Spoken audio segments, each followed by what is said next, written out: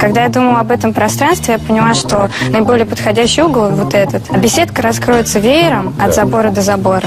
Часто при закладывании фундамента загородных построек приходится проводить ряд подготовительных работ. Выкапывать ямы, выравнивать поверхности.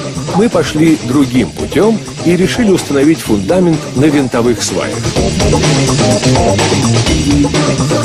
Такому фундаменту даже гидроизоляция не нужна.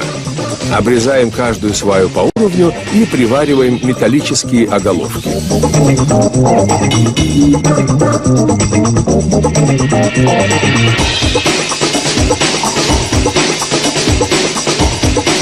Функцию нижней обвязки в данном случае выполняет деревянный ростверк, который фиксируется с помощью специальных шпилек. Теперь устанавливаем вертикальные стойки. Они должны быть основательными, ведь будут держать всю конструкцию. Набиваем лаги для пола.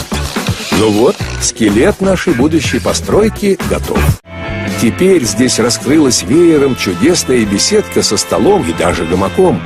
Малосимпатичный металлический забор спрятался за красивыми деревянными шпалерами из лиственницы. Но, несмотря на всю перестройку, свободного места осталось много, ведь самое главное – грамотно распорядиться пространством.